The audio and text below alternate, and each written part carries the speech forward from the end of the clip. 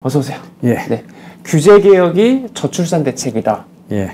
로 시작하는 거죠. 예, 그렇습니다. 네. 이제 그 저출산이 돼서 생산 인구는 줄어들고 네. 고령 인구가 많아지면 경제가 위축이 되고 저성장으로 가면 네. 정부는 세수는 돈 쓸 땐 점점 많아지고 세수는 줄어들고 네. 저성장이 되면 그 경제 주체들이 다 희망을 잃게 되잖아요. 네. 그래서 사실 선진국일수록 경제 미래에 대해서 불안 심리가 더 높거든요. 네. 개도국보다.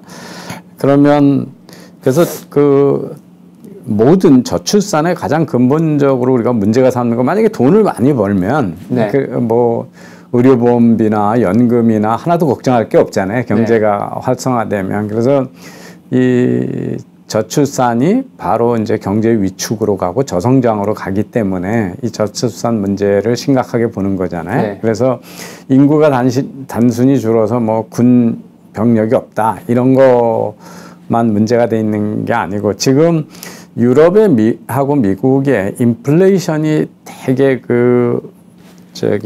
이 중앙은행들이 애를 쓰는데도 잘 안 낮아지는 이유도 요즘 와서 다시 이게 지금 그 저출산 고령화가 경제에 지금 작동하고 있는 것 같다. 네. 지금 제일 인구가 많았던 베이비 부모가 다 은퇴를 하잖아요. 네. 그러니까 그래서 이제 생산 활동 인구가 줄어드니까 인건비가 자꾸 올라가는 거예요. 그러면서 인플레이션이 이 금리 오는 거로 안 낮아지고 있다. 그래서 그 지금 미국하고 유럽에 서플라이 체인에 문제가 생겨서 올라가는 거, 뭐 우크라이나 전쟁 때문에 올라가고 이런 것들이 해소가 되고 나서도 지금 코아 네. 그 근원 물가가 안 내려가잖아요. 그런 것들이 이제 노동 시장의 구조 변화가 지금 나타나는 게 아니냐. 통화량 증가만이 아닌 거네요. 네, 예. 그러니까 통화량 지금 급격히 줄여가고 네. 있잖아요. 그런데 이제 지금 안 내려가니까 그만큼 이제 인구가 경제에 미치는 영향이 되게 크거든요. 네.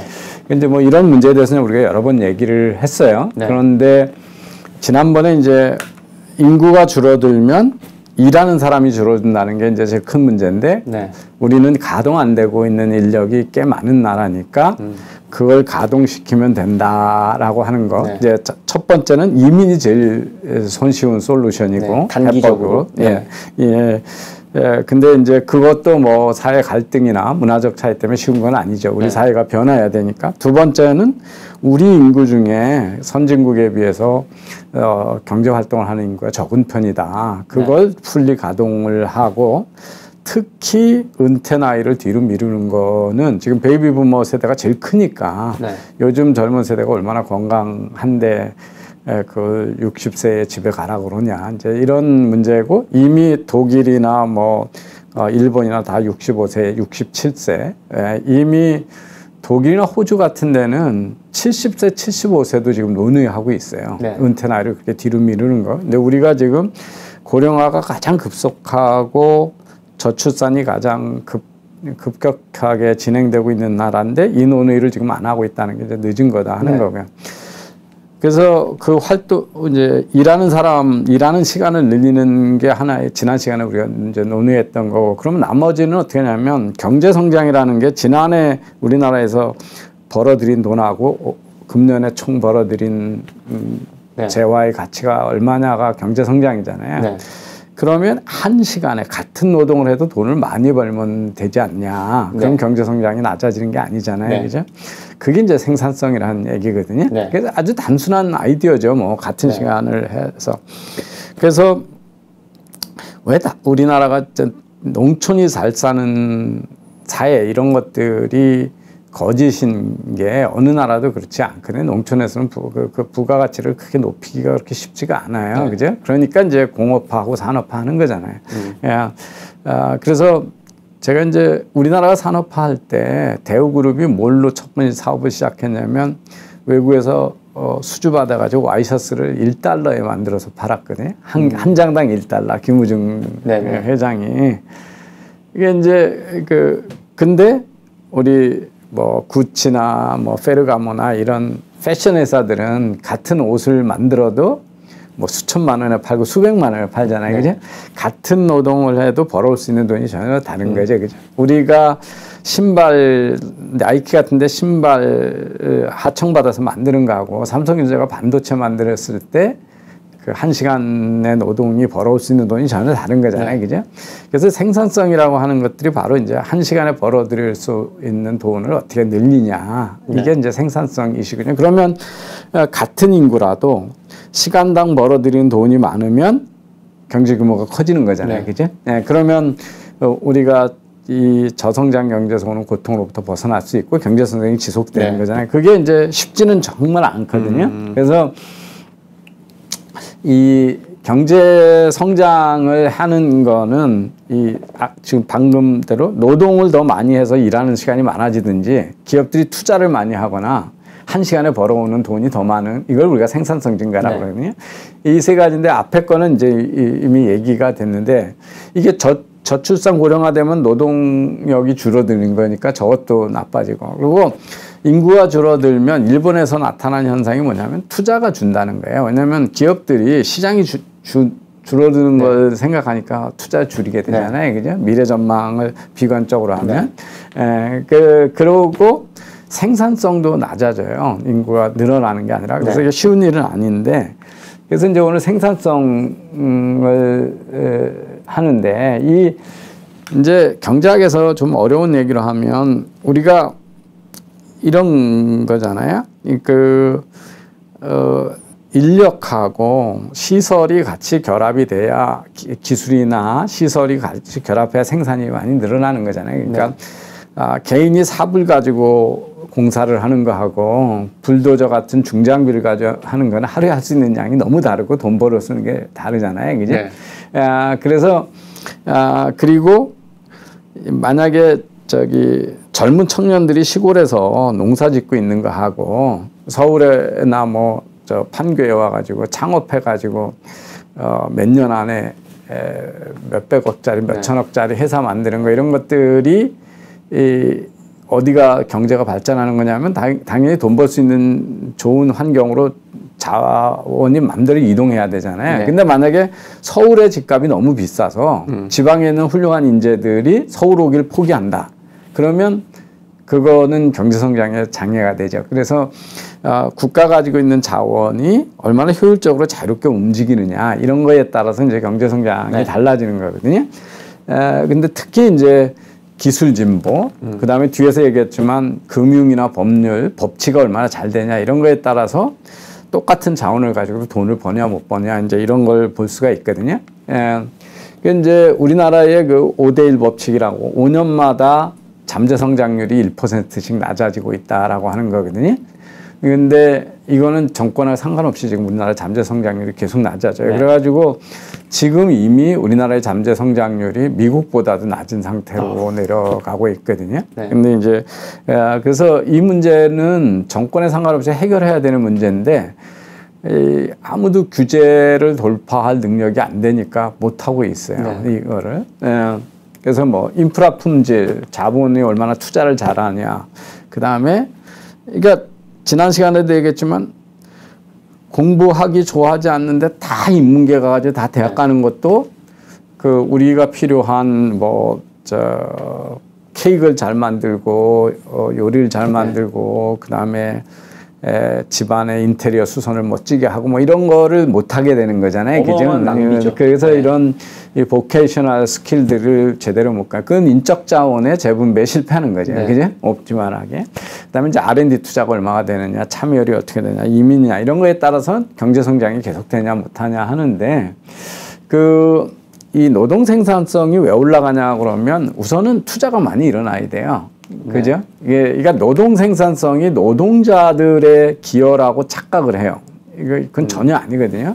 노동 생산성이 올라가는 거는 최고 경영자들하고 투자자들의 기여가 훨씬 커요. 그러니까 그냥 쉬운 예로 이렇게 볼 수 있잖아요. 그러니까 산만 가지고 땅 팔아 그러는 거하고 불도저 사주고 땅 팔아 그러면 팔 수 있는 양이 너무 다르잖아요. 그럼 그게 노동자의 기여냐 아니잖아요. 불도저를 사준 투자자 그리고 그걸 사겠다고 결정한 경영자의 판단이잖아요. 그죠? 예. 그래서 지금 돈 못 버는 이렇게 하청받은 저기 저개발 국가가 하는 그냥 봉제 산업을 할 거냐, 패션 사업을 할 거냐, 이거는 경영자들의 판단이잖아요, 그죠? 네. 예, 그래서 삼성이 초기에 이병철 회장이 했던 대로 지금 CJ가 하고 있는 식품이나 그 밀가루하고 설탕이나 팔고 옷감 기지만 팔았으면 지금의 삼성그룹은 탄생하지 않죠, 그죠? 근데 그 사업을 줄이고 다른 쪽으로 사업을 포트폴리오를 변경하니까 돈을 많이 버는 회사가 되잖아요. 그래서 그냥 노동 생산성은 회사가 벌어들인 총 부가가치를 노동 시간으로 나눈 거거든요. 그러니까 그거가 그 본인의 기여가 아닌 경우가 많아요. 그죠? 예. 그러니까 본인의 기여는, 이게 뭐, 프로그램을 할 줄 모르다 프로그램을 배웠다. 뭐, 그러면 더 생산성 높은 일을 할 수가 있죠. 근데 이제 이게 우리 국민들을 그 현혹시켰던 그 장하성 교수의 그 왜 분노해야 되는가 책에서 기업이 벌어들이는 중에 종업원이 가져가는 몫이 점점 줄어들고 있기 때문에 기울어진 운동장이다 그랬던 거잖아요. 근데 그거는 삼성 같은 기업들 글로벌 기업이 커지면서 이 노동력보다는 여기에 어마어마한 시설을 놓아야 되는 자본의 기여가 커졌기 때문에 그죠? 그러면 돈을 많이 동원을 하려면 투자자들한테 줘야 되잖아요. 그죠?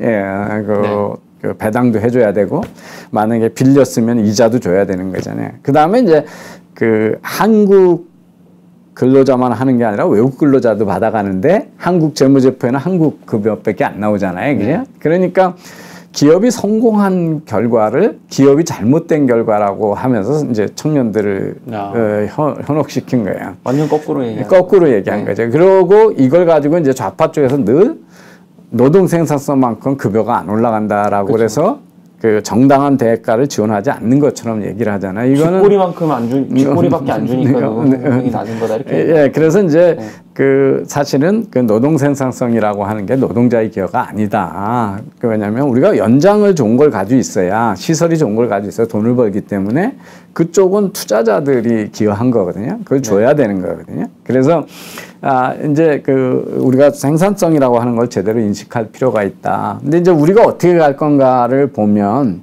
우리는 지금 IT가 나오고 AI가 나오고 막 이러니까 전 세계가 생산성이 막 올라갈 것처럼 착각을 하잖아요. 예, 근데 이제 보면 전 세계에 보시면 이게 1980년부터 2020년까지인데 이 생산성이 안 올라가잖아요. 지금 너무 저생산성이 문제거든요. 우리가 아는 거하고 달라요. 기술이 무지무지하게 발달하니까 생산성이 올라갈 거라고 치는데, 근데 이제 여기 낮아지는 이유는 미국에 보시면 이 자주색이 뭐냐면 노동 투입이 늘어나서 나는 거예요. 그러니까 지금 이 미국이 한 2000년대부터는 저 자주색이 거의 없어졌잖아요. 그지? 그렇죠. 인구가 이제 늘지 않기 때문에 전에보다 노동 투입이 줄고 있기 때문에 안 되는 거예요. 유럽은 아직도 인구가 좀 늘고 있지만 이렇게 자주색이 있는데 일본은 이제 그게 1990년에 끝나고 인구가 주니까 인구 효과는 마이너스로 나오는 거예요. 이제 0보다 밑으로 나오고 있습니다. 아예 내려가 버린 거예요. 그죠? 그 다음에 이제 투자인데 투자도 지금 미국도 보면 투자가 그렇게 활성화돼 있지 않아요. 저 닷컴 때 어마어마하게 투자가 하늘색이 투자인데 최근에 줄어들다가 최근에 이제 AI 이런 것 때문에 투자가 많이 늘었는데 그 팬데믹 때문에 지금은 또 주춤하고 있고요. 유럽의 투자 많이 줄었죠. 이게 이제 뭐냐면 그 중국에다 투자다 해서 그래요. 독일 이런 데들이 중국 쪽에 투자, 해외 베트남 많이 투자하잖아요. 우리도 지금 그렇거든요. 이게 지금 일본은 이 버블 있을 때 투자가 어마어마하게 있다가 거기 깨지고 나니까 투자가 거의 없어졌어요. 그래서 2012년 때 보면 마이너스잖아요. 투자가. 그죠? 여기에 아베노믹스 때문에 조금 늘어나고 있기는 합니다만은 투자가 정체부진하죠. 그다음에 이제 빨간색이 우리가 얘기하는 생산성이에요. 생산성인데 이 일본 같은데 거의 요즘 2010년 이후로는 거의 생산성의 향상이 없는 사회로 가버렸거든요. 그래서 이제 우리가 지금 미국도 아니고 유럽도 아니고 지금대로 가면 그냥 일본 꼴이에요. 인구 페널티가 있어서 네. 인구가 줄어드니까 이 저기 자주색이 마이너스로 네. 작동하는 거고 인구 줄어드는 거 가지고 경제계가 만약에 그 불안을 느끼면 투자를 안 하게 되는 거죠, 그죠? 네, 그러면서 생산성도 같이 낮아질 가능성이 있어요. 그래서 이제 이 일본이 대체적으로 보시면 이 80년, 90년 잘 나갈 때 투자 총량이 GDP 대비해서 유럽이나 미국에서 월등히 높았는데 이 저기 90년에 버블 꺼지고 나서는 지금 기업의 투자도 여전히 기업 투자는 그래도 미국하고 유럽보다는 높은데 이 공공 부분 투자도 지금 낮아졌고 특히 주택 투자가 마이너스로 가 있어요. 레지던셜 인베스먼트가. 그래서 우리나라에서 지금 크게 잘못된 생각 중에 하나가 뭐냐면 부동산 투자를 불온시하는 거예요. 불온시한다고요? 예, 우리가 그랬잖아요. 집 사고 집에 돈 버는 거는 나쁜 거로 알고 있잖아요. 그게 경제에 얼마나 많은 악영향을 끼칠지 몰라요. 그게 큰 규모의 분야거든요. 경제가 부동산 투자가 되면 뭐 토목회사, 건설회사, 인테리어회사, 소프트웨어, 벽지회사까지 뭐 수많은 분야에 고용이 일어나고 경제활동이 일어나잖아요. 금융도 융자를 막 주니까 금융산업도 부흥하고. 그런데 일본이 그 부동산 버블이 팍 꺼지고 나니까 보시면 90년 이후로는 이제 거의 투자가 안 일어난 사회가 됐거든요. 예, 이러면서 일본이 투자 없는 사회가 됐고요. 이제 이게 아까 5대1 법칙으로서 우리가 이제 거의 뭐 지금 금년 같은 경우 그냥 잠재 성장률만큼 뺏기 성장을 못하는 1%대 성장을 하고 1분기 우리가 0.2% 성장했는데 일본이 1.7%가 성장했잖아요. 그래서 우리보다 6배 높은 성장을 지금 하고 있거든요. 지난번에도 이제 보여드렸는데 그러면 아까 그 세 가지로 봤을 때 2000년하고 2020년하고 비교해 보면 어디서 지금 잠재 성장을 제일 많이 까먹냐? 이 인구가 줄어드는 쪽에서 0.5% 까먹고 투자가 줄어드는 데서 0.9% 까먹는데 생산성 저하가 1.3% 까먹어요. 예, 그러니까 제일 큰 게 총 요소 생산성 저하예요.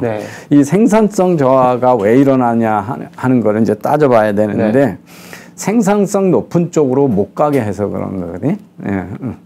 이제 이 한국이 이 2017년 이때 문재인 정부 전까지만 해도 이 국제 IMF 이런 데서 보면 펀더멘탈이 되게 튼튼한 나라로 돼 있었거든요. 모든 분야에서 그 OECD 국가들 평균보다 월등히 높았어요. 그러니까 우리가 부채도 적고 그다음에 부실 채권도 없고 그다음에 교육도 많이 받고 규제도 적고 뭐 외환보유고도 더 넉넉한 나라거든요.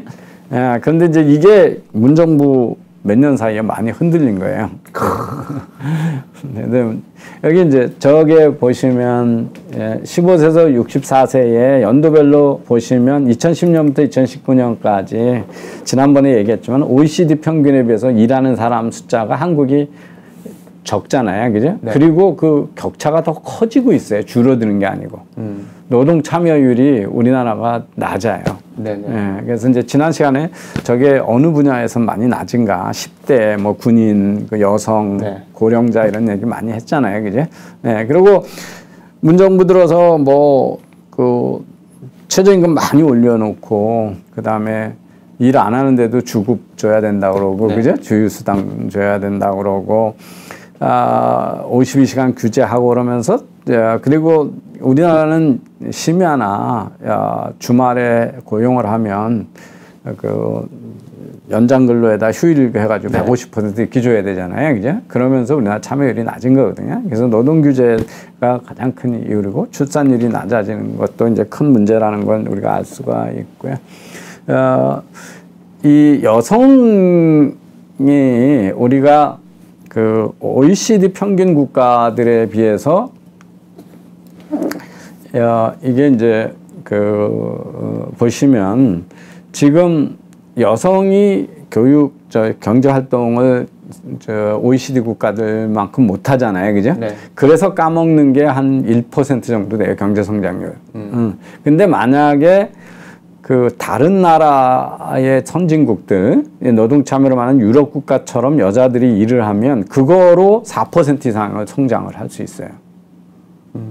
그리고 남자하고 똑같이 한국의 남자만큼 여성이 다 일을 하게 되면 그게 7% 가까운 성장을 견인할 수 있어요. 지금 이거 보고 설명하시는 거죠? 예. 네. 여기 보시면 이게 이제 현재가 네. 선진국에 비해서 여성 참여가 낮아서 이게 마이너스 1%거든요. 근데 이게 선진국만큼 여성이 참여하면 4%의 경제 성장을 더할 수 있고 남자만큼 똑같이 하면 여기서 보면 8% 되잖아요. 그래서 우리나라가 여성의 경제 참여율이 무지 낮다는 거. 네. 이 점도 우리가 이제 가동을 많이 해야 되는 거잖아요. 그러니까 이제 요 저출산 문제로 방송을 시작하시면서 하셨던 말씀이 이거예요. 여성들도 교육을 많이 받고 이제 경제 참여도 많이 하고 있고 등등의 이런 것들을 자꾸 이 저출산의 원인으로 하면서 맞춤 어떻게 해야 된다고 얘기하는데 우리가 통제할 수 없는 변수이지 않느냐. 그럼요. 이거를 거꾸로 할 수는 없지 않느냐. 그럼요.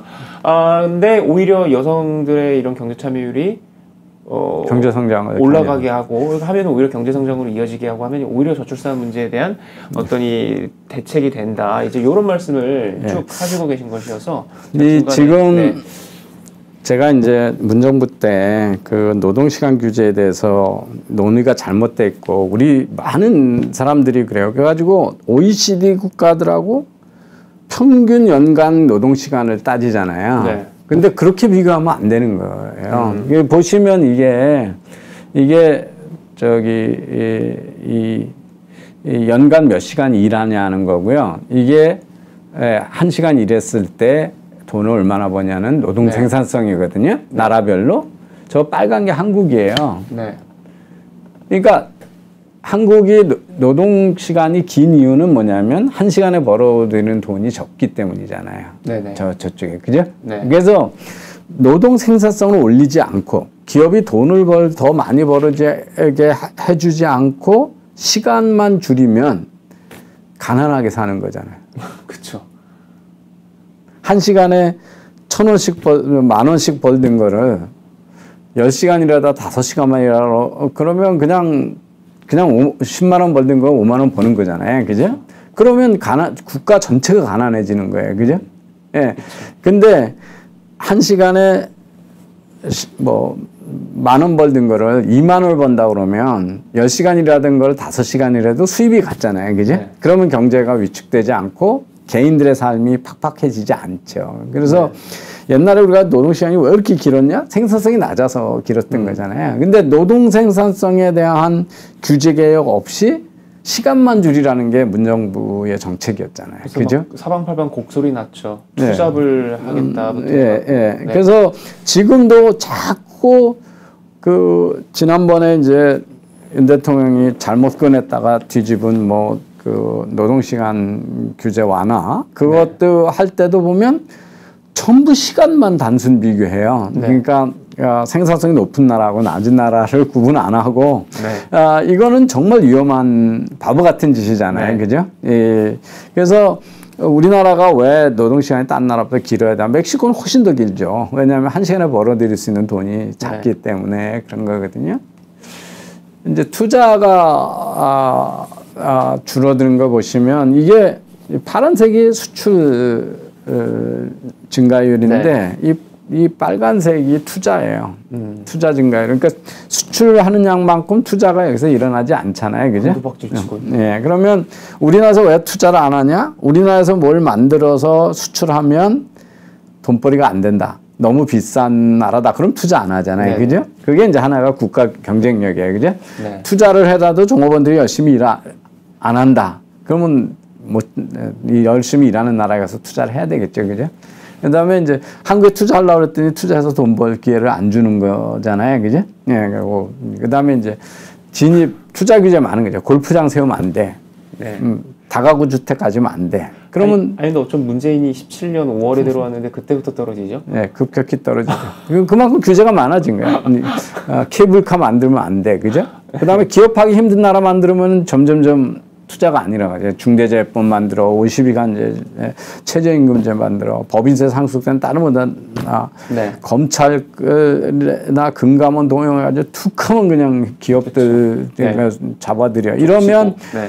기업하기 힘든 나라면 누가 투자를 하겠어요, 그죠? 그 현상이 이렇게 나타나는 거예요. 예. 그래서 투자가 안 일어나는 거고, 네. 그래서 이제 총요소 우리의 생산성이 거의 제로로 지금 접근하고 있거든요. 그러니까 생산성 현상이 안 일어나는데 일하는 사람도 줄고 일하는 시간도 줄이라 그러면 점점 가난한 나라가 그쵸. 되는 거죠. 네. 예. 그래서 내빈화가 되는 네, 거죠. 인원이 줄고 시간이 줄어도 생산성이 올라가면 벌어들이는 돈이 많기 때문에 시간당 벌어들이기 때문에 그 네. 효과가 적은데 그래서 이 생산성을 높여야 되거든요. 예. 근데 이제 노동과 자본 투자로 설명되지 않는 것들 이것들을 다 이제 우리가 총요소 생산성이라고 그러고 그러거든요. 네. 그래서 가장 중요한 과정으로는 이제 시장하고 시장이 열려 있어요. 누구나 돈 벌 기회를 줘야 되는 거죠. 또 하나는 이제 기술 혁신이 중요해요. 그죠? 아까 삽가조 하던 거를 자동화 기기를 큰 중장비에서 많이 하잖아요. 그죠? 10사람을 시켜서 일하던 거를 한 사람으로 일을 할 수 있으면 생산성이 높아지는 거죠. 그죠? 그래서 기술과 혁신이 중요하고 새로운 기술을 빨리 접근할 수 있는 것들이 되게 중요하거든요. 그래서 그런 것들이 모여 있으면 더 유리하죠. 실리콘밸리 같은 것들이 새로운 기술을 막 만들어내고 거기서 기업들이 이제 받아가는 거잖아요. 그죠? 우리나라가 경제 성장을 빨리 할 수 있었던 배경에는 우리하고 일본의 지리적 접근성도 되게 중요해요.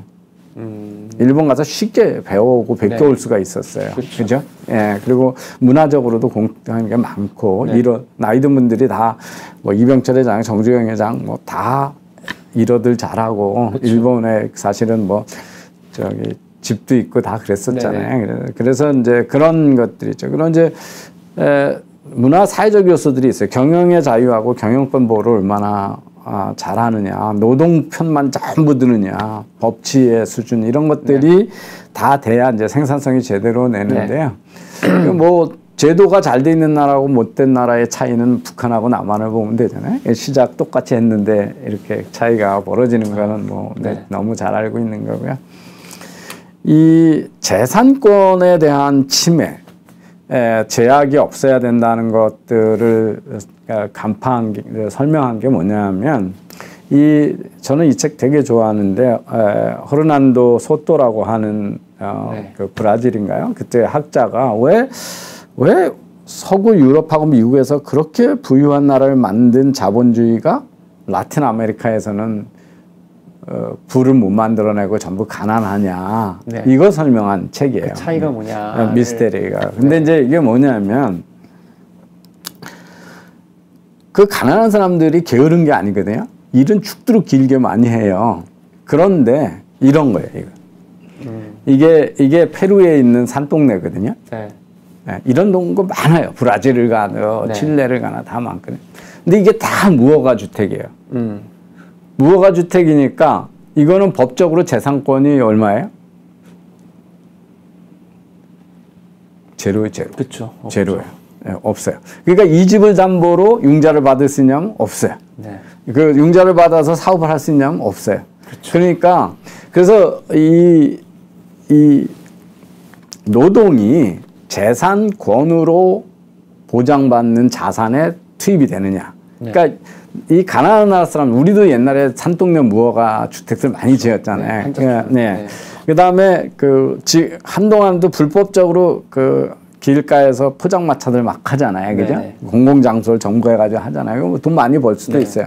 그렇지만 거기가 한 달에 1,000만 원씩 번다고 해서 그 포장마차를 담보로 은행이 융자를 해주지 않잖아요. 그죠? 네. 그래서 노동이 자산으로 축적이 되고 축적된 자산이 새로운 투자를 할 수 있는 자본으로 전환되는 게 재산권이에요. 네. 그게 자본주의예요.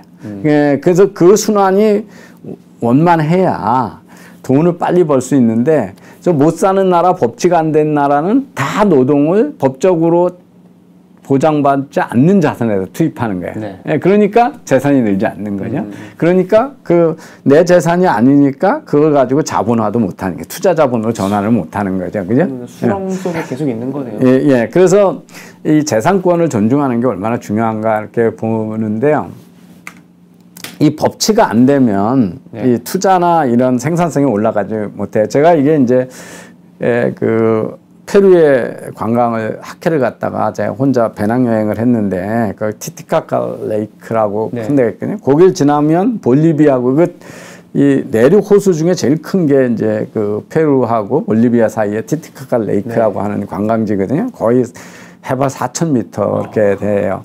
근데 그 두 나라 사이 국경에 있는 도시가 밑에 사람이 사는데 위층은 다 저 보시면 저렇게 돼 있어요. 집들이. 진짜 많은 예, 거네요. 예, 완공을 안 해요. 왜 그런 거죠? 왜냐하면 주택을 완공을 하면 가서 등록을 하잖아요. 네. 그러면 세금을 왕창 때리는 거예요. 아, 그래서 지어놓고 공사 중인 거로 내비두고 위층은 저렇게 올려서 공사 중인 것처럼 하고 밑에 들어가서 다 살아요. 그리고 이건 마피아들의 그 드럭 저가는 네네. 마피아들의 자산이야. 그래서 임대도 주고 다 해. 여기서 다 사는데 법적으로 등록돼 있는 주택은 거의 없어요. 등록하려고 그러면 또 중간에 뇌물을 엄청 받아요. 재밌네. 네. 그러니까 이런 게 이제 법치가 안 되는 나라들의 모습인 거예요. 그러니까 이거는 집이 있어도 네. 아직 완공된 게 아니니까 마피아들한테는 재산인데 일반인이나 법적으로는 하나도 재산이 아닌 거예요. 야, 우리가 세상 다녀보면 정말 이상한 나라 많잖아요. 그죠? 네. 이래서 무슨 발전이 있을까 싶어요. 예, 그렇게 안 되는 거예요. 왜 페루가 그 훌륭한 관광 자원에다가 천연 자원에다가 뭐 어마어마한 나라잖아요. 옛날에 금도 너무 많이 났던 나라. 근데 왜 국민소득 600불 국가냐 하면 법치가 안 되는 거예요. 사회적 제도가. 그래서 노동이 재산권으로 등록되지도 않고 그거가 투자 자본으로 전환되지도 않는 거죠. 그래서 이제 우리 페루나 볼리비아 이렇게 남미에 가면 이런 나라 많이 있습니다. 마피아들이 많은 나라들이 저런 도시 전체가 다 공사 중인 주택만 있어요. 완공된 주택은 하나도 없고. 와, 저렇게 적나라하게 딱 드러나는. 네. 드러나네. 근데 이제 우리가 네. 노무현 대통령부터 문재인 정부가 말도 안 되는 집은 사는 곳이다. 그냥 주거용으로만 써야 된다는 논리가 많이 있잖아요. 그렇죠. 근데 그러면 안 되는 거예요. 앞에 논리에 봤으면. 그죠? 그리고 지들은 등기 치는 거에 환장했죠. 그러니까 집 사는 돈만 그것도 제약을 가해가지고 고가는 담보대출도 뭐 대출도 못 받게 하고 아주 조금 받게 하잖아요. 근데 왜 집 사는 데만 대출? 내가 집은 내 돈 주고 샀다가 좋은 아이디어가 있으면 융자 받아서 사업을 하고 싶어. 근데 신용대출 받는 것보다는 담보대출이 훨씬 싸잖아요. 그죠? 네네. 그러면 나한테 유리한 담보대출을 받아가지고 그걸로 사업을 하면 일자리도 생기고 경제성장 하는 거잖아요. 네. 근데 이걸 가지고 집은 사는 거 아니면 재산 가치를 인정하면 안 되고 거기서 캐피탈 게인을 돈을 벌면 안 된다라고 하는 아주 세상에 없는 이상한 그 이념이 지금까지도 우리 사회를 네. 차지하고 있어요. 그래서 우리나라 현실은 어떠냐면 주택담보대출의 반 정도가 주택 사느라고 받는 대출이 아니에요. 보시면 투자자금이 20%. 네. 기존에 저기 신용대출 받거나 막 이런 거가 이자율이 비싸잖아요. 그럼 주택담보대출 받아서 기존 빚 갚는 데 쓰고 생계자금 모자르니까 집으로 쓰고 뭐 그래서 이 보시면 이 저기 집작 사는데 쓰는데 이 52%고 주택 외의 용도로 쓰는 게 40. 그러니까 이미 시장 현실은 이건데 제도적으로 이걸 못하게 하느라고 그렇게 무리수를 주는 거야. 그게 노무현 대통령이 그래서 주택 정책이 실패했고 문재인은 더 많이 실패한 거죠. 이거는 시장 경제의 기본을 무시하는 거예요. 그러니까 이게 내가 노동을 해서 세금 다 내고 버는 돈으로 사서 내가 가지고 있는 재산인데 내가 이 재산을 행사를 못해서 이걸로 융자를 받든 이걸 임대를 놓든 내가 살든 비워놓든 그걸 왜 정부가 관여하는 거냐. 노무현 때 부동산 정책 실패했던 사람들이 문재인 때 또 한 그때 거잖아요. 약하게 규제해서 더 세게 한다고 해서 그 난리를 친 거잖아요. 근데 기본적으로 이런 것들이 우리나라에서 이제 투자가 부진해지는 이유죠. 네. 그러니까 집을 갖고 싶은 사람. 요번에도 농막에서 자기 한이 못하는 가지고 그 농막에 왜 사람들이 그렇게 호화 농막을 지냐면 빌라나 세컨홈을 못 갖게 1가구 2주택, 3주택 해버리면 세금으로 왕창 징계를 때리니까 농막인 것처럼 해놓고 거기서 자고 그러는 거거든요. 근데 그 제대로 집을 짓게 해주고 그랬으면 투자도 일어나고 세금도 더 거치잖아요, 그죠? 그걸 징벌적으로 네. 하니까 이제 투자가 아니라고 경제 성장이 안 일어나는 거죠. 우리나라 보시면 그렇게 골프 치고 싶으면서 골프 지키려고 장 만들면 옆에서 다 주민들이 나가서 뜯어내려고 반대해요. 네. 온갖 거짓말이 다 정리돼요. 그다음에 기업들 앞에 보면 전부 죽일 놈이에요. 우리나라 그 재벌 최고위원장은 그렇죠. 이제 그 삼성 앞에 가봐서 얼마나 난잡하게 그건 뭐 거의 살인자, 살인 청법자라고 써놨어. 그런 식이에요. 그 현대자동차 앞에 가도 정의선에 대해서 회장에 대해서 똑같이 그래. 그다음에 뭐 설악산에 무슨 케이블카 놓는 거 가지고 저렇게 반대하고 뭐 대청봉 올라가서 이런 시위하고 이런 거잖아요. 그래서 네.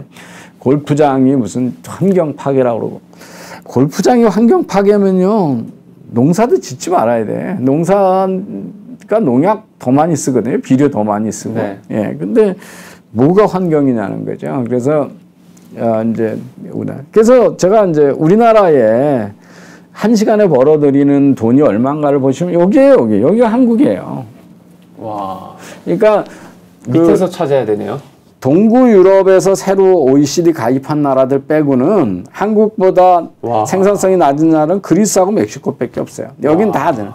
그러니까 우리는 한 시간 내에서 39불 버는데 룩셈부르크는 105불 벌고 아일랜드는 104불 벌잖아요. 와. 그러니까 우리 기준으로 40불이고 저기 100불이니까 반 노동을 해도 우리보다 많이 벌 수 있잖아요. 그죠? 네. 그러니까 우리가 얼마나 EU 평균에 비해 원래 EU 오리지널 EU들 거기가 64불 버는데 우리가 34불이잖아요. 40불이잖아요. 그러니까 그 60%밖에 안 돼요. 와. 그죠? 그러니까 거꾸로 얘기하면 노동을 140% 해야 비슷하게 벌어들이는 거잖아요. 근데 노동 생산성은 벌어들이는 돈은 안 하고 시간을 선진국하고 똑같이 1800시간, 2000시간 일하고 놀자 이러고 나선 거예요. 그러니까 한국 좌파들은 항상 노조랄지 뭐 이런 거 관련해서 선진국의 사례를 독일에서 찾는데 독일의 생산성 저렇게 높네요. 그럼요. 72.4네요. 예. 한국이 40.8이고. 예. 그러니까 거의 뭐 1.5배, 2배 이렇잖아요. 와. 그죠? 예. 그래서 이 노르웨이 뭐 네. 81불 뭐 이런 거잖아요. 네네. 93불. 그러니까 우리 2배도 넘잖아요. 그죠? 예. 그래서 이런 것들은 제일 중요한 게 산업 구조예요.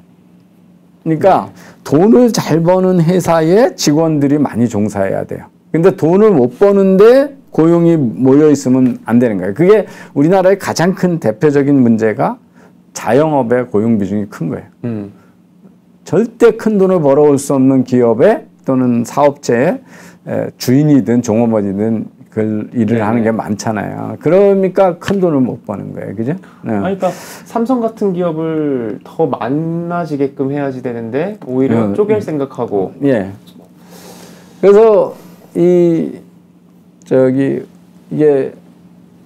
이제 이 OECD의 제조업은 거의 85%인데 선진국에 네. 비해서 서비스업은 50%밖에 안 돼요, 우리나라. 근데 이 서비스업이 그래서 이제 한국이 더 높은 분야는 그 바로 얘기한 삼성이나 반도체잖아요. 네. ICT 매니팩처링은 OECD 평균보다 우리가 훨씬 높잖아요. 그러니까 여기 있는 분들은 돈을 많이 받는 거죠. 네. 그죠? 예. 제조업은 대충 많이 받아요. 근데 서비스업이 워낙 낮아요. 네. 예. 근데 이게 다 영세업이고 자영업이라서 그렇거든요. 우리가 이제 젊은 인구가 줄어들고 노인이 많아지면 특허 이런 게 잘 안 나와요. 사람의 인텔리전스가 이제 크게 두 가지라고 그러거든요. 어떤 문제, 어려운 문제를 집중해서 풀어내는 능력. 네. 그걸 이제 플루이드 인텔리전스라고 그래요. 그다음에 역사적으로 이렇게 됐고 다양한 이해가 있는데 전체적으로 보고 어떻게 하는 게 좋을 건가 이런 것들이 이제 우리가 크리스탈라이즈드 인텔리전스라고 하거든요. 그래서 이제 젊은 친구들이 잘하는 건 플루이드 인텔리전스고 네. 나이가 들면 지혜가 느는 게 바로 저 크리스탈라이즈드 인텔리전스. 그래서 재밌는 표현이네요. 어느 조직이든 되게 신구 세대가 조화롭게 이루어져야 되는 이유가 그런 거잖아요. 네. 그죠? 주어진 일을 집중해서 문제 해결하는 건 젊은 친구들이 훨씬 네. 잘하는 거고 일을 해야 될지 말아야 될지 부서 간의 갈등이 어떤지 뭐 정부 이런 것들은 나이 든 사람이 더 많이 하는 네. 거죠. 전체를 들여다보고. 근데 이제 이게 일본의 지금 이제 최첨단이라고 얘기하는 분야의 기술 특허가 일본의 비중이에요.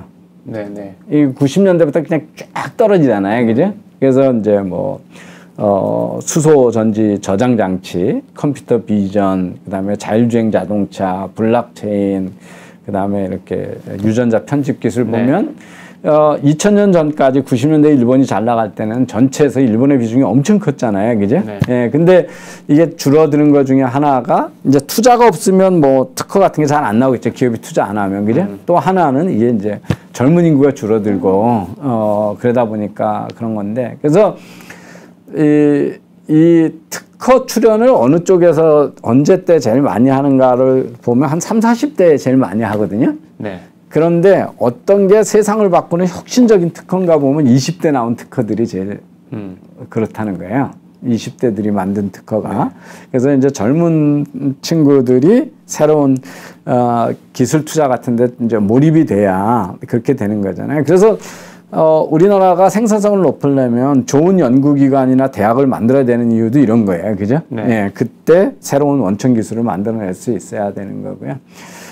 뭐 전에 경제 성장이 낮아지는 것 중에 하나가 정부가 규제하는 서비스업이 커지면 이제 그런다는 건 많이 했고 제조업의 그 비중은 줄고 서비스업이 많이 늘어나는데 우리나라 서비스업이 돈을 못 번다 하는 거죠. 네. 그죠?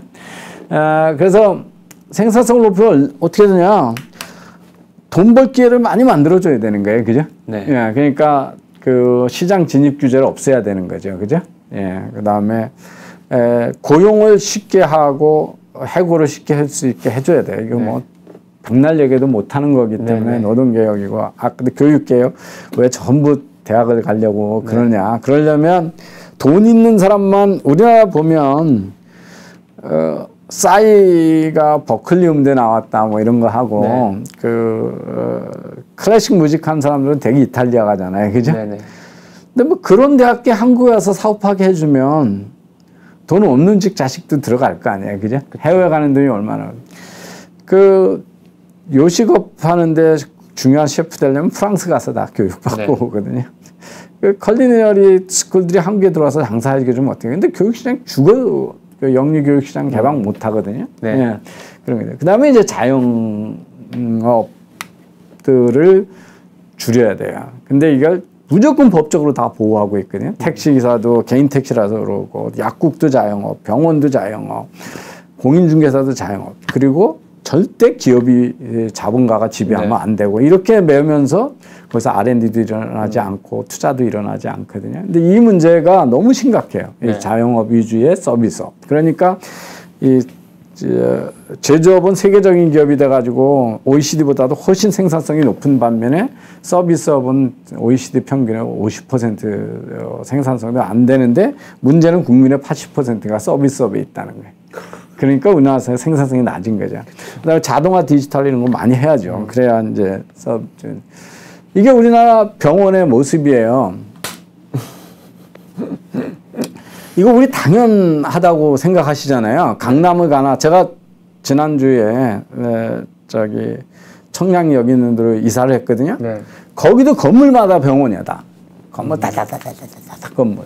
한 건물에 병원이 얼마나 많은지 보세요. 한 큐에 다 해결할 수 있죠. 저 건물 가면. 근데 이게 다 자영업자잖아요. 네네. 다른 나라는 어때요? 패밀리 닥터들이 사무실 나가지고 보고 나서는 뭔가 수술하고 뭐 하려면 전부 종합병원으로 가요. 그죠? 그러니까 기본적으로 병의원의 그 공급 체계가 대형 병원이거든요. 네. 종합병원이잖아요. 그죠? 우리는 다 쪼개진 자영업자예요. 그러니까 이러면 협진 안 일어나잖아요. 그죠? 그리고 이 자영업자들이 여기 뭐 고용을 얼마나 일으키겠어요. 시설을 얼마나 좋은 걸 놓겠어요. 자영업자가. 네. 그러니까 제가 아까 또 의술이라는 것도 개인의 손이나 지식만 가지고 되는 게 아니잖아요. 얼마나 장비들을 좋은 걸 가지고 있냐에 따라 다르잖아요. 진단이. 근데 투자 여력이 없는 것들이에요. 이것들이 다 자영업으로 돼 있기 때문에. 그래서 우리나라에서 제일 안타까운 게 뭐냐면 최고 좋은 인재들을 다 몰빵해 갖고 있는 의료 산업이 국제적으로 돈을 못 벌어온다는 거예요. 뭐 의대 입시반 뭐 난리죠. 돈 없는 거예요. 그래서 이게 우리는 정상인 줄 알아요. 근데 한번 생각해 보세요. 이게 정상인가? 이게 별다방의 모습이었거든요. 네. 동네마다 다방이 널렸었잖아요. 그죠? 네. 어떤 종류의 서비스를 했었는지 한번 생각해 보세요. 이게 스타벅스의 모습이에요. 그죠? 네. 우리는 온 국민이 지금 아메리카노 안 먹으면 하루가 못 지날 수 없는 것처럼 하고 그 쾌적하고 청결한 데 가서 다양한 걸 할 수 있는 게 기업이 큰 투자를 하니까 이게 가능한 거잖아요. 자본이 들어오고, 그죠? 근데 지금 우리 병원이 저 모양이라니까. 약국도 저 모양이에요. 그죠? 예. 공인중개사도 저 모양이에요. 그러니까 모든 게 지금 자영업자에 의해서 이루어지고 있으니까 돈 되는 서비스업이 거의 없어요. 거기다가 학교도 비영리화 되지. 그러니까 돈 되는 서비스업이 저기 법률 쪽하고 금융밖에 없어요. 기업화라고 하는 말을 죄악시 여기는 한국인들이 그러니까 많죠. 그 투자가 늘어나야 물건값이 싸지고 금융의 경제가 생기고 품질이 좋아진다고 생각 안 하고 자본가가 투입해서 이익을 가져가면 원가만 올라간다고 생각을 해요. 그리고 이제 의료 쪽이니 뭐니 하는 쪽에서는 돈 벌려고 하면 안 된다라는. 예, 예. 별별 이제 그런 말들이 돈 벌려고 많아요. 하면 그럼 여기서 지금 돈을 안 벌려고 하는 의원이 어디 있어요? 그렇죠. 이미 다 영리거든요. 그쵸. 영리인데 비기업화지 비영리가 아니거든요. 네. 더 영리를 노골적으로 추구하죠. 여기가. 왜냐하면 망할 수가 있으니까. 그죠? 예. 그래서 근데 보세요. 아마존이 얼마나 많은 의료에 투자를 하고 있고 메이오 클리닉하고 미국의 병원인데 그 수많은 스타트업, 헬스케어 스타트업을 창업을 하고 투자를 하거든요. 아, 병원이에요? 병원이에요. 병원에 메이오 클리닉이라고 하는 병원. 저렇게 투자하는 예, 예. 그리고 병원 안에 벤처 캐피털 회사가 있고 저 인큐베이터가 같이 갖고 있는 종합병원들이 많아요. 거기 최고의 지식이 막 나오니까 그 사업화하면 되잖아요. 그죠? 예. 근데 우리는 비영리화잖아요. 그러니까 이걸 하려면 돈을 막 쏟아부어가지고 해야 되는데 병원이 어떻게 해요? 하나도 못 하잖아요. 네. 그러니까 그 대한민국에서 최고 우수한 인재가 가는데 그 경제에 기여를 못 하고 서비스업의 생산성이 안 올라가는 거예요. 그래서 이제 뭐 종합적으로 얘기하면 규제, 산업혁신 못하게 하고 뭐 타다 금지시키고 뭐 이런 거죠. 그죠? 그 다음에 병원의 그 작은 의원들이 방해해가지고 절대 기업이 지배하는 병원 못 만들게 하고 약국 못 만들게 하고 그런 이해 집단이 이제 그 제조업이 잘 나가는 회사니까 계속 정부도 맨날 수출 진흥 어떻게 할 거냐 이 얘기만 하고 있어요. 이게 서비스 국민이 80% 밥 먹고 사는 서비스업을 어떻게 혁신해서 거기서 월급을 많이 받게 해줄 거냐 이런 것들은 얘기 안 하잖아요. 그죠? 그리고 복지 개혁 부분은 이제 다음 시간에 해야 될 것 같은데 딱 이제 요게 총정리가 지금 돼 있는 것이잖아요. 예, 예. 그래서 규제 개혁이 돼야 세계 최저 저출산인 한국이 왜 이 부분을 집중해야 되는가 정리를 끝으로 해주신다면. 그러니까 저출산이 되면 경제 성장이 떨어지는데 경제 성장을 하는데 우리가 투입 인력을 늘릴 방법도 없는데 그걸 한 시간에 많은 돈을 벌어오게 해야 되려면 경제 구조 개혁을 해야 되는 거고 그거는 그래서 투자가 일어날 수 있게 그리고 생산성이 높은 쪽으로 자유롭게 이전을 할 수 있게 해야 되고 법치가 잘 존중이 돼야 되냐. 시설 다 만들어놨는데 화물연대가 앞에 정관다고 생산 네. 못하면 그게 그냥 생산성 저하잖아요. 그죠? 그래서 법치라고 재산권을 자유롭게 쓸 수 있게 해줘야 돼요. 그러니까 자기 집인데 담보대출을 못 받게 해주고 뭐 이러면 자본이 안 흐르잖아요. 그죠? 네. 그래서 우리는 지금 당분간은 인구를 늘려갈 방법은 없거든요. 네. 저출산 고령화는 있는 사실하고 되면 네. 경제구조 개혁을 해서 한 시간에 많은 돈을 벌어와야 되는 그게 아주 절대절명인 거죠. 네. 예. 근데 이게 이미 지난 30년 동안 5년에 잠재성장률 1%씩 낮아지는 게 몇십 년 동안 진행된 건데 87 체제 이후로 진행된 건데 어느 정부도 이걸 시리어스하게 규제 개혁을 그러니까 못해요. 결국엔 관건은 생산성이고 성장률이라는 말씀인데 근데 그거는 규제 개혁밖에 없죠. 이게 왜, 그러니까 성장률이 왜 급락하고 있는가에 대해서 지금 여기 정리를 해주신 거예요. 그러니까 이 부분을 손보면 되는 건데 예. 수십 년째 못 하고 있는 거죠. 예. 그래서 자꾸 돈을 못 버는 쪽으로다 돈을 몰아주려고 그래. 그러니까 대형 유통점을 영업을 못하게 하고 그쵸. 골목 시장한테 몰아주려고 그러잖아요. 그쵸. 그거는 돈을 잘 버는 쪽에다 몰아줘야 되잖아요. 그죠? 네. 예. 그래서 돈을 잘 버는 회사들을 계속 페널티를 줘요. 우리 사회가. 예. 이게 이제 불쌍한 사람들을 먹여 살려야 된다. 그 논리가 지금 작동하는 거죠. 경쟁의 논리가 작동하는 게 아니고. 그렇습니다. 아니 이렇게 되면은 출산율도 올라가겠어요. 또 올라가죠. 예. 지금 너무 이제 사회적으로도 저성장의 시대다. 앞으로는 네. 이제 그게 세계적인 대세다. 전 세계가 이제 저성장의 시대다. 뭐 이러고 있고 하니까 계속 이게 축소지향적으로 젊은 사람들도 그렇게 생각을 하고 뭐 하는 것 같은데 오히려 미래가 밝다면은 경제적인 어떤 이 자유나 뭐 이런 거에 있어서 더 기회가 많이 생기고 하는 이런 활력 있는 사회라고 한다면은 더 이렇게 짝짓기 하고 애 낳고 이렇게 키우고 이렇게 오히려 또 그런 또 그 선순환이 또 만들어질 것 같아요. 예. 저는 네. 이제 세상이 바뀌니까 큰 방향으로 계속 줄다름 친다는 생각하지 마라. 일본에 지금 대학생들 취업률이 98% 되고 네. 이런 게 진행되면 네. 이제 젊은 층이 또 더 많이 결혼하고 애 낳을 거 아니에요. 그죠? 네. 예. 그래서 너무 그렇게 뭐 종말론적인 거 믿지 말라는 얘기를 제가 반복했는데 그래서 우리가 급격한 인구 변화를 바꿀 수 있으면 제일 좋은데 바꿀 수 없다면 그게 고통으로 안 오게 하려면 이제 적은 시간 일하고 돈을 많이 벌려면 네. 산업구조 개편을 해야 되잖아요. 그죠? 예, 그것은 우리가 얘기하는 규제 개혁인데요. 그게 이제 그래서 이 정부가 이 인구 위기를 이 이해 집단한테 포획돼서 반발로 못하는 규제 개혁을 이대로 가면 우리 그냥 폭삭 망하는 거니까 그 도대체 연금은 어디서 나올 거고 의료 비용은 어떻게 할 거고 이거를 하려면 사회가 경제가 활성화돼야 되고 투자가 일어나야 되고 그래서 규제 개혁에 아주 모멘텀 또는 명분으로 삼고 몰아붙여야 되는데 그 설득력이 없어요 현재. 예, 그런 의지, 정치적 의지가 역대 우리 정부에 없었고 지금 정부도 현재는 나타나고 있지 않아요. 예. 계속 수출 타령만 하고 있어요. 그렇죠. 네, 그렇습니다. 네, 알겠습니다. 오늘 방송은 이 정도로 마무리하도록 하겠습니다. 감사합니다. 예.